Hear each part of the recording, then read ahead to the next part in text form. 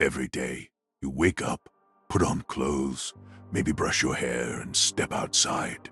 But before all that, without even thinking, you put on something else. A mask. Not a physical mask, a psychological one. It smiles when you don't want to smile. It bows when you want to resist. It hides when you ache to scream. Carl Jung called it the persona. And the darker truth, the longer you wear the mask, the more it becomes you. Until one day, you forget what's underneath. So tonight, let's talk about the face you show the world and the soul you're hiding from yourself.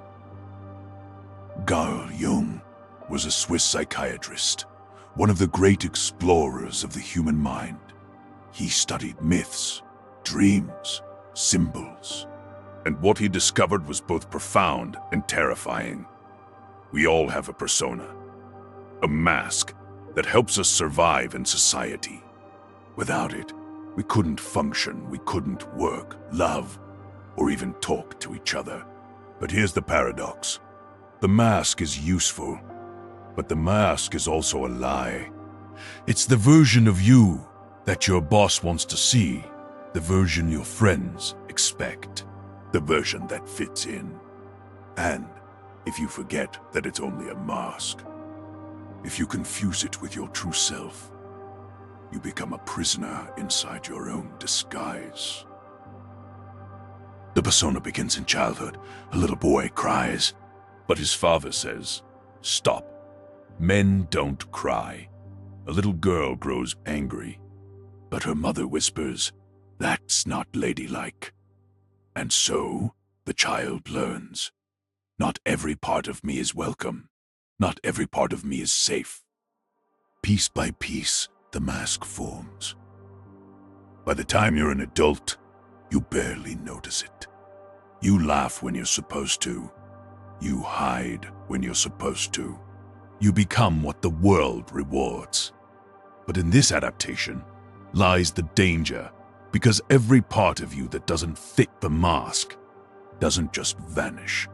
It goes somewhere darker, into what Jung called the shadow.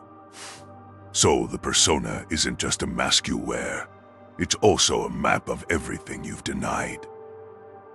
Narrator, imagine an actor who never leaves the stage. He plays the role so long, he forgets who he really is. This is the danger of the persona. Society loves the mask, it rewards it. The perfect employee, the charming friend, the obedient citizen. But who are you when the curtain falls? Carl Jung warned, quote, "The persona is a complicated system of relations between individual consciousness and society. It is a mask of the collective psyche."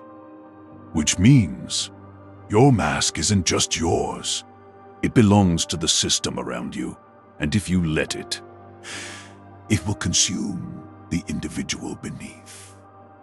Maybe that's why so many people feel empty when they're alone. Because when the mask comes off, there's nothing underneath. But no mask lasts forever. The cracks appear.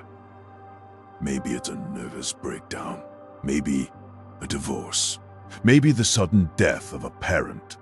Life has a way of tearing the mask apart, exposing the fragile self beneath. Jung believed this crisis is not the end, but the beginning of individuation, the painful process of becoming who you really are. But it requires courage, because once you see the mask, you can never unsee it. And the terrifying question remains, if I am not the mask, then who am I? Here's the paradox. You can't live without the persona. Society requires masks. We all play roles. But Jung's wisdom is in balance. Wear the mask, but never confuse it with your face. Accept the persona as a tool, but keep your soul hidden, alive, unchained beneath it. Jung wrote, "The danger is that people become identical with their personas, the professor with his textbook, the tenor with his voice. So the task is simple and impossible. Play your role, but do not lose yourself in the role." And perhaps the real question to leave you with is this: when the world applauds your mask, do you have the courage to take it off? The mask you wear is necessary. It protects you. It hides you. It lets you move through a world that doesn't always want the truth. But never forget, the mask is not you. Behind every painted smile, there is a hidden scream. Behind every perfect role, there is a forgotten self. And the haunting truth Jung left us with is this: the persona is what one is not, but what oneself, as well as others, think one is. So ask yourself, tonight, do you wear the mask? Or does the mask wear you?